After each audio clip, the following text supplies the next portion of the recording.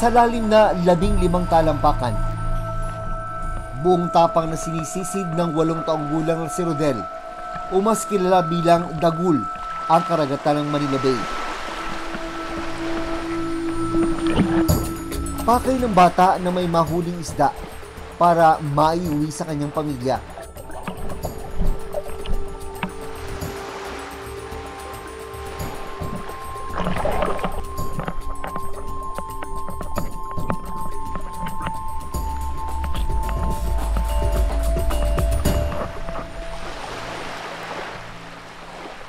Kwentuhan mo, bakit ka sumasama sa lolo mo, sa pagpapalaot? Para may pagkain po kami.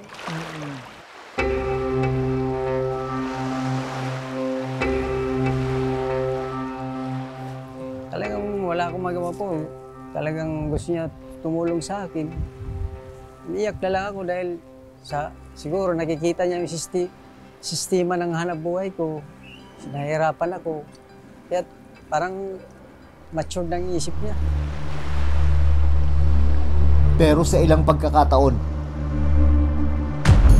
nalalagay sila sa panganib habang nasa laot. Lumog na tayo. Lumog na.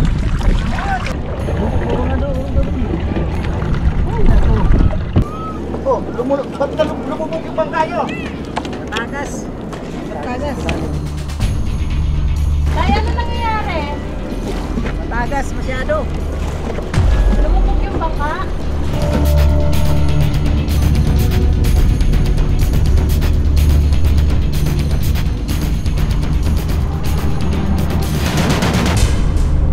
Ang mga tulad nila, dapat sana nabibigyan ng tulong at ayuda ng gobyerno, tulad ng Pantawid Pamilyang Pilipino Program. Pero hanggang ngayon, hindi sila benepisyaryo nito. Samantalang minsan ang pinunan ng Commission on Audit o COA ang mga questionableng beneficiary ng programa. Napupunta nga ba sa mga nararapat ang ayudang para sa mga nagugutom at mahihirap? Paano makakaahon sa hirap ang mga tulad ni Dagul at Mang Plaridel?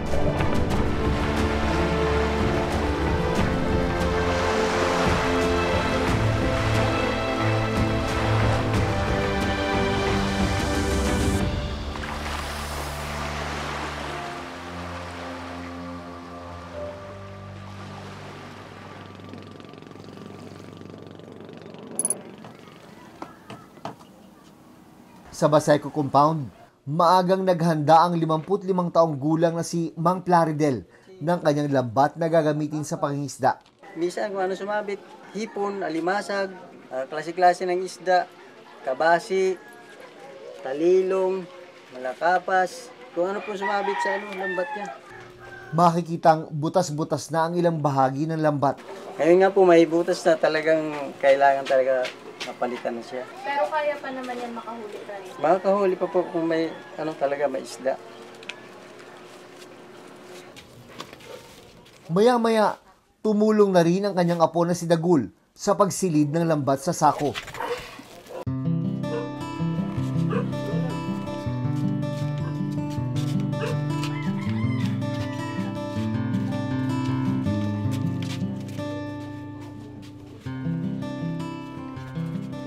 Pagdating sa Pampang, inayos sina Dagul at Mang Plaridel ang kanilang maliit na bangka. Dahil may kalumaan na ang bangka, hindi nila ito pwedeng dalhin sa mas malayong bahagi ng dagat kung saan mas marami sana ang isda. Disagwan lang po ako eh. Wala akong makina eh. Mahirap, malayo, mahirap sagwanan. Lalo pag maalon, hirap na kami. Hindi na namin kaya magsagwan. May sira din ba bangka ninyo, tay? May sira po. Butas-butas na yung bangka ko. Wala pang panggastos po. Walang bili ng epoxy, man. Tama lang. Kulang pa yung kinikita ko eh. Habang nag-aayos ng lambat sa bangka ang kanyang lolo Plaridel, hindi na napigilang magtampisaw ni Dagul sa dagat. Saglit na naging bata bago sumabak muli sa pagbabanat ng buto.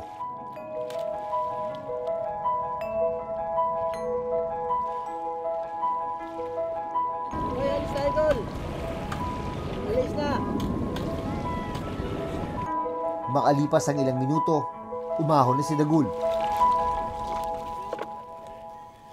Sa kabila ng maliit at manipis na pangangatawan,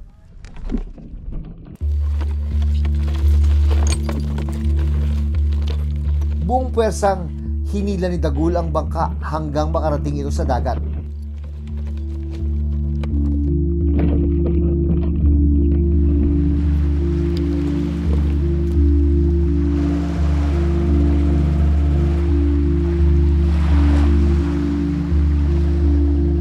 Nang maayos na ni Dagul ang lambat,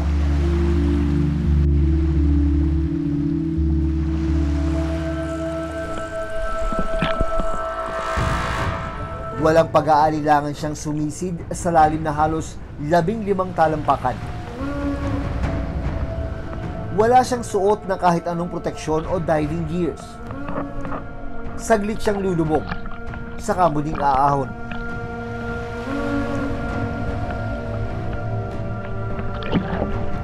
Paulit-ulit itong gagawin ni Dagul sa pag-asang makahuli ng isda.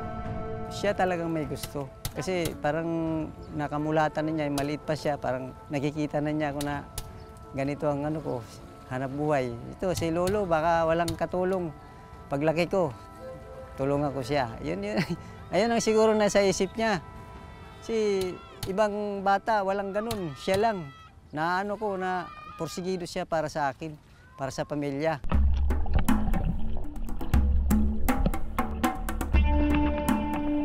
Makalipas ang kalahating oras na pagsisi ni Dagul, bigo makakuha ng kahit isang pirasong isda ang maglolo.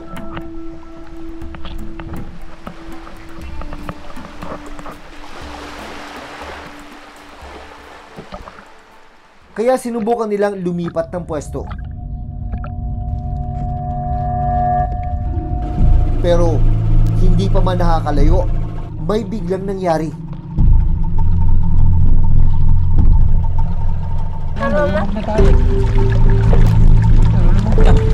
Habang si Dagul, sinusubukan ding maglatag ng lambat. Yan nga, ilatag mo na. Ilambat.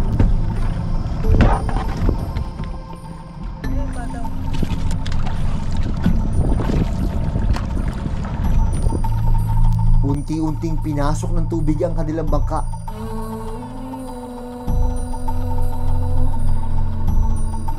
Sinubukan pa ni Mang Plaridel na limasin ang tubig na pumasok para hindi ito tuluyang lumbog.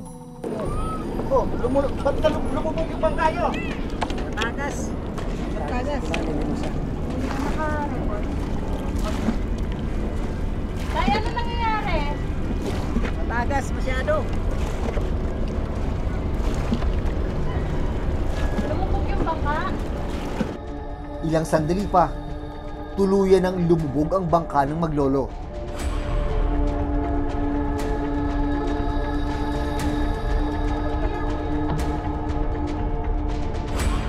Pilit nilang sinagip ang bangka.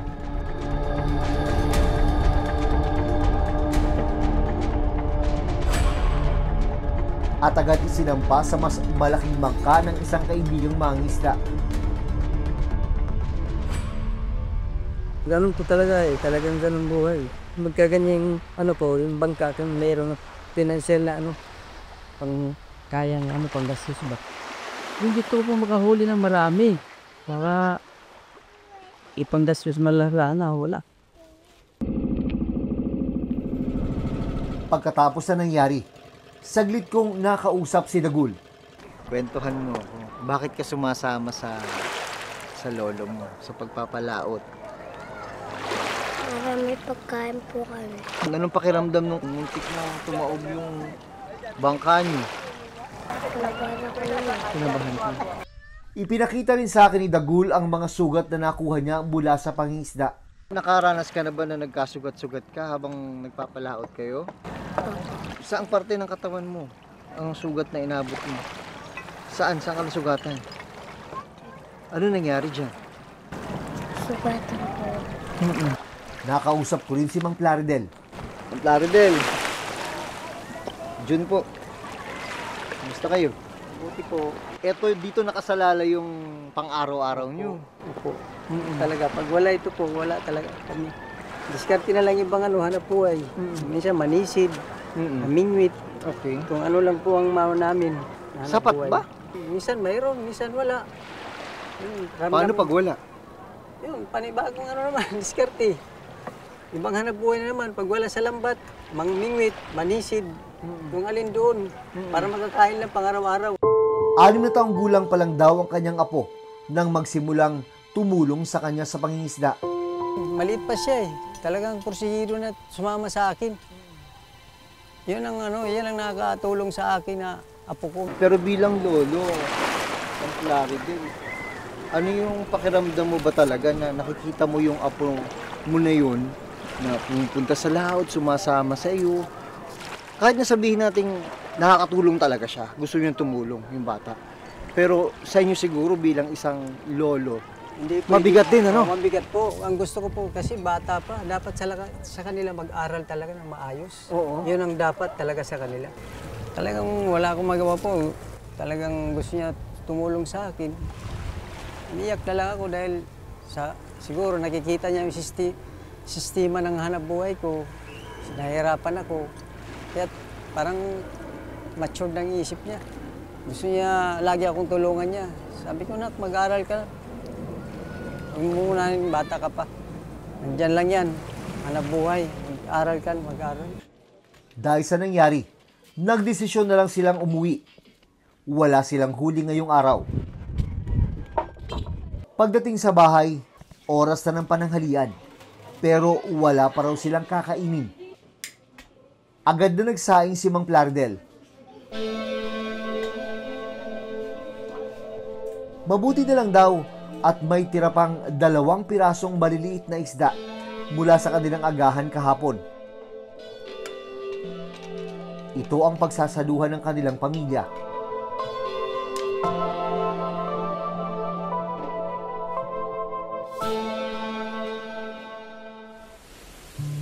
Kapag hindi masama ang panahon at kapag walang habagat, ganito kakalmado itong bahagi ng Manila Bay na nakaharap sa Baseco Compound. Napakagandang tingnan, lalo na kapag takip silim.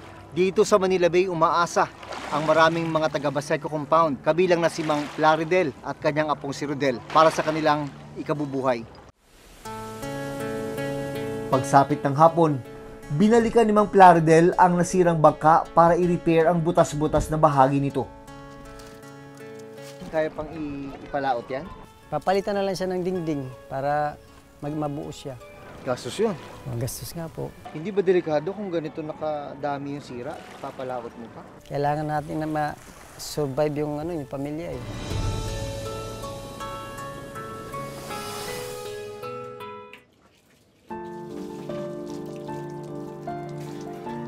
Kahit gutom at hirap sa buhay, si Dagul pinipilit pa rin pumasok sa eskwela.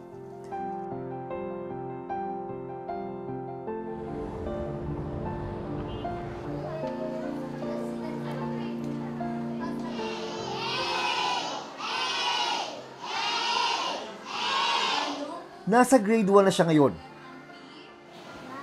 Bahay! Very good! Okay? Kwento ng kanyang guro na si Teacher Maribel. Nanghihinayang daw siya sa mga pagkakataong kailangang lumiban ng bata dahil walang laman ng tiyan. Lalo pat nakikitaan niya ito ng galing sa eskwela. Agad-agad siyang nakakasagot. Nag-assessment ako ng numeracy. Ang galing niya mag-plus. Kahit malalaking mga numero, kayang-kaya niya. Sa minus din, kayang-kaya niya sa subtraction. Kaya sabi ko, kailangan lang talaga nito araw-araw pumasok. Sa kabila ng kahirapan, hindi nawawala ng pag-asa si Dagul na makatapos sa pag-aaral. Ano ba ang pangarap mo? Sundalo. Gusto mo maging sundalo. Sinasabi ng lolo mo, lagi niyang binibilin sa'yo, wag mo daw kalimutang mag-aral dahil dyan nakasalalay yung kinabukasan mo. Para sa kanyang ina na si Mary Ann, sinasaway naman daw nila si Dagul na sumama sa pangingisda. Pero gusto raw talaga nito na makatulong sa kanyang lolo. Hindi ko naman po sila inudyukan na gano'n na mag-ano sila na, uy, tulungan mo kaming ganito, ganyan. Hindi po. Sa sarili lang nila? Opo. Pagkukusa na lang po. Nakita nila? Opo. habang kausap ko si Mary Ann. Dito ko mas nalaman ang matinding pinagdaraanan ng pamilya. Ilan bang anak mo? Sa pangalawang asawa ko po kasi 6. Yung sa una, 2 po yun yung nasa ibang lugar. Sa Samar po. So, 8 lahat. 8 na lahat ang anak mo. Sa ngayon, si Dagul at ang 7 taong gulang na anak na si Dayan lang ang kasama ni Mary Ann. 2 sa kanyang mga anak ang nasa Samar at pansamantalang kinukup-kup muna ng kanilang kaanak. Isa ang namatay noong taong 2020 dahil sa hindi natukoy na sakit. Habang ang 3 pa niyang anak nasa pangangalaga ng Department of Social Welfare and Development o DSWD matapos lumubag sa curfew nito lang Marso. Hindi man namin mapuntahan dahil wala kaming sapat na pamasahe. Tiniis na lang po namin na maging ganitong buhay. Kahit lungkot, hirap. Silang kako. Kailan kaya natin makukuha yung mga bata na yan. Kung tutuusin, malaking bagay sana para sa mga kagaya nila Dagul at Mang Plaridel ang ilang programa ng pamahalaan gaya na lang ng Pantawid Pamilya Pilipino Program o 4Ps. Pero ang problema, hindi raw sila benepisyaryo nito. Minsan ang pinuna ng Commission on Audit na mahigit 60% ng mga tumatanggap ng 4Ps mula taong 2020 hanggang 2022 ay hindi nakalista sa tinatawag na Listahan 2 o ang official database ng DSWD kung saan makikita ang listahan ng mga pinakamahihirap na pamilya sa bansa na dapat pinakaunang makatanggap ng tulong mula sa gobyerno. Sabi pa ng COA, sa 3 taong yon, tinatayang humigit kumulang 147 million pesos ang kabuuang naibigay sa mga benepisyaryong hindi naman kasama sa listahan. Sinasabi nila na na-evaluate, pero kahit may ganung evaluation, hindi pa rin talaga 100% no na ano yan no na sila dapat yung makikinabang. Yung mga unintended consequence din siya ulit. Nagiging daluyan siya ng corruption. Kailangan talaga ng mas performance-oriented din na approach no, ng pagtingin sa kanilang pagiging 4Ps na beneficiary. Tugon naman ng DSWD. Ang naging rekomendasyon ng Commission on Audit ay hanapin itong mga pamilya na ito. So hinanap ito ng DSWD at nakita nga po doon na sila ay kabilang sa mga mahihirap na pamilya. So nasatisfy natin yung naging rekomendasyon po ng Commission on Audit. At pagsisiguro na lahat ng kwalipikadong benepisyaryo ng 4Ps ay maisasama sa susunod na updated na listahan. Wala po tayong palakasan system. Ang DSWD works closely with the local social welfare officers sa pag-assess doon sa kanila pong mga nasasakupan because we wanted to make sure na yun lamang pong mga mahihirap at talagang lubos na nangangailangan ang mapabilang sa programang ito. Kasi po, nung time po na yun, yung nanay ko na po yung naka-member doon. Hindi na po ako makakapag-ano pa para sa amin. It's possible. Kung halimbawa yung lolo at lola ang i-maintain natin as household head or household grantees para sa kanya pong mga apo, pwedeng ipagpatuloy yan. And then the other family will be enrolled sa Walang Gutom program or any other programs of the department. Tinulungan din ng lokal na pamahalaan ng Maynila ang 2 anak ni Mary Ann na sina Dagul at Dayan. Sumailalim sila sa isang check-up para naman malaman ang kalusugan ng mga bata. Ito raw ang unang beses na mapapacheck up ang mga bata. Nang matignan ng isang pediatrician si Dagul, napag-alamang malnourished ang 2 magkapatid. Kailangan nating i-address pareho yung nutrition, pati yung mga risk factor nila na makakuha ng mga sakit gaya ng TB kasi makaka-apekto yun sa development nila. Hindi lang physical na yung height, yung timbang, pero pati yung development ng utak, tsaka nung ibang mga parte ng katawan nila. Pinayuhan din ng doktor na kailangan ng tumigil ni Dagul sa pangingisda. Una, yung safety ng bata kasi most likely wala silang mga proper na gears na sinusuot, yung injury, no? So, kagaya po sa kanya, meron tayong nakitang sugat. Maraming risk yung trabaho po na sinasamahan niya. Ayon naman sa pag-aaral ng Social Weather Station o SWS, Marso nito lang taon, nasa 27.2% ng mga pamilyang Pilipino o mahigit 7 milyong pamilya ang nakararanas ng gutom. Bumaba naman ito mula sa 16.1% o mahigit 4.2 milyong pamilya noong July at muling tumaas sa 22% o katumbas ng 5.7 milyong pamilya nito lang September. For the government, it's really our responsibility to think of different the different programs. No, yan yung trabaho niya. They have to think really what are those programs na direkta talaga na magbe-benefit, no, yung mga mamamayan. That they have to address yung root cause nung kagutuman. Sa Pantawid Pamilyang Pilipino program, we will continue to strengthen its implementation. If hindi nag-i-improve, even with the interventions that we are providing, then we could identify other forms of assistance that could help yung pong mahirap na pamilya. Isa lang ang pamilya ni Dagul at Mang Plaridel sa milyon-milyong pamilya sa bansa na patuloy na nakararanas ng gutom araw-araw. Hanggat walang maayos, tutok at malinaw na programa ang pamahalaan para sa kanila, hindi sasapat ang kanilang sipag at sakripisyo para malamnan ang kumakalam nilang sikmura.